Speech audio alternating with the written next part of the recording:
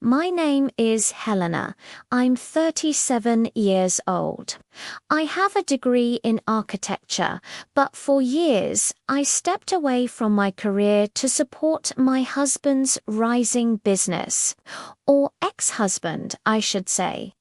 For nearly a decade, we lived what everyone called the perfect marriage. Luxury vacations, fancy dinners, designer clothes, the dream house. On Instagram, we were couple goals, but behind closed doors, something was rotting, and I didn't realize it until it was almost too late. It started small. He began traveling more. Important investors, closing deals, growth opportunities. I believed him. Why wouldn't I? I was there from day one. The late nights designing his brand materials, writing business plans, helping pitch concepts. The tiny office we set up in our living room. I gave my time, my talent, and eventually my career. And when our daughter was born, I stepped back completely so he could focus on growing the company. I didn't know it then, but that moment was the beginning of his plan and my downfall. Then, one day, I found a woman's blouse in his travel bag. He laughed. "Relax, it's my assistant's. She packs samples and folders when we travel. Don't start drama." I wanted to believe him, but trust, once shaken, never settles back the same. Months later, the bank called me. "We're confirming the closure of your joint account and the transfer of funds to a corporate account." I froze. When he came home, he smiled like nothing was wrong. "I'm restructuring our finances.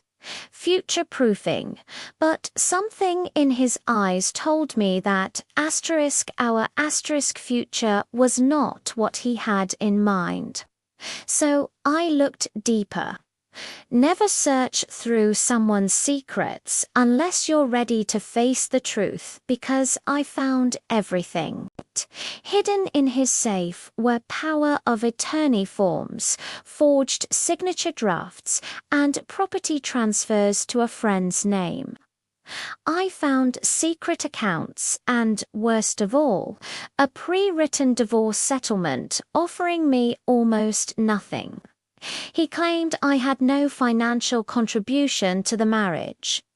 Me, the woman who built that company beside him, who gave up her career to raise our daughter and support his dreams. My heart didn't break. It hardened. I didn't confront him. I didn't scream. I just thought, if you want war, I'll give you one, but it will be quiet, and it will be legal. I hired the best family lawyer in the city. I showed him everything. He listened silently, then smiled.